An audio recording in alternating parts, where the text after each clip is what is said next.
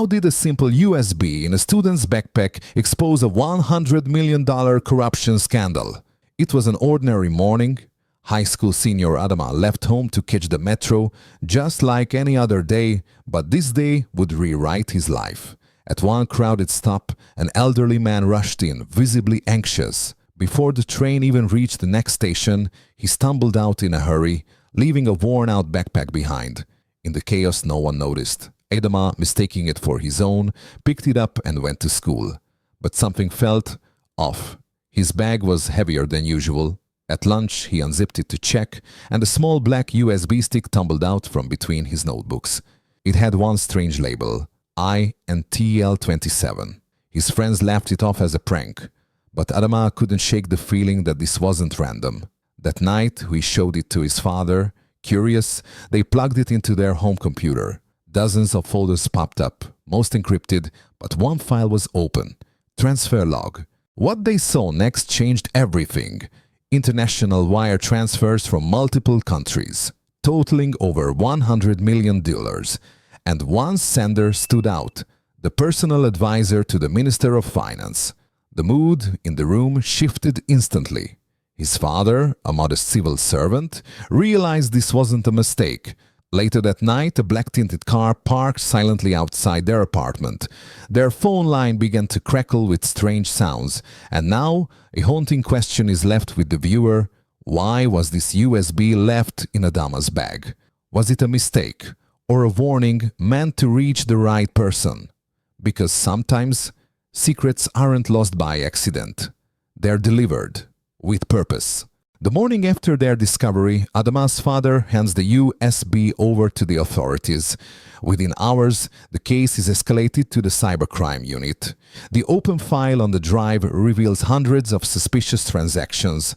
Funds moved under various shell companies, routed through multiple countries. But every trail ends in one place, a so-called foundation registered in Switzerland. One name stands out immediately, El Baco, a senior advisor to the Minister of Finance. Not only is he politically powerful, but he's also a regular face in the media. That very day, a teacher at Adama's school quietly takes leave. Eyewitnesses report that he bears a strong resemblance to the man seen on the metro the day the USB was left behind. Investigations accelerate, but the public remains in the dark. Behind closed doors, President Traoré is briefed on the situation. After listening to the report, he says only one thing. If these files are fake, why has the state reacted like they're real? That night, a second black vehicle appears outside Adama's building. This time no one steps out. They just sit and wait. A silent threat. One student. One USB. But why is the system reacting with such quiet urgency? Because by now, it's not just a memory stick. It's the first reflection of a scandal no one was supposed to see. Adama and his family are now under official police protection, but in practice, that protection is paper thin. At midnight, the electricity in their apartment building is cut. Security cameras go dark. The front door lock is quietly tampered with, but Adama's father is prepared. The police are called, no intruders are caught, but the message is clear: return the USB. Meanwhile, the cybercrime unit discovers something else. The USB contains a second encrypted partition. Inside are confidential emails, voice recordings, and internal meeting logs. One audio file stands out, clearly capturing a familiar voice. Is the kid still holding the files? And this before it spreads. If not, it reaches all the way to France. That single sentence changes everything. This isn't just a domestic issue, it's the surface of a deep international operation. Financial networks, media takeovers, judicial manipulation. It's all part of a coordinated system. And once again, the name Baco reappears. By morning, headlines begin to shift the narrative. High school whistleblower or political pawn. Fabricated scandal. The truth might be fiction, but the public doesn't buy it. On social media, hashtag #AdamaTruth starts trending. Thousands rally behind the young student. Because people begin to ask, if this is just a lie, why is the system so afraid? Adama is no longer just a student. He has become a target. Adama's name is now whispered on every street corner. State media remains silent, But social media burns like wildfire. And finally, the long-awaited moment arrives. President Ibrahim Traoré steps in front of the cameras. Behind him, the national flag. In his eyes, an intense blend of anger and resolve. His words cut through. If pressure is being put on a student, this is no longer a matter for the courts alone, it's a matter of national conscience. That same night, prosecutors take swift action. The finance minister's top advisor is arrested at his luxury villa. A steel safe is found in his home. Inside, another USB drive, and this one matches Adama's perfectly. Even more revealing, the folders are unlocked. Their names are simple, unmistakable. Salary list, media plan, election funds. Traoré releases the documents to the public.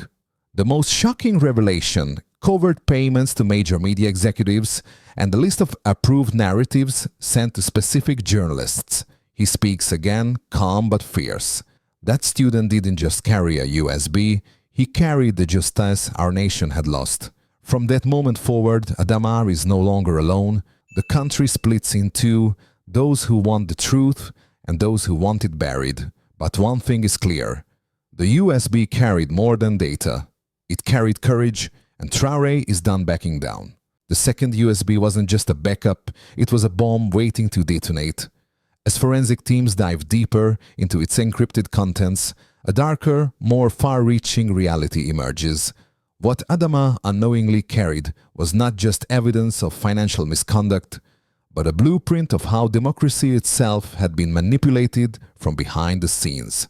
Inside the USB are not only financial records but confidential strategy papers, internal emails, and intelligence summaries.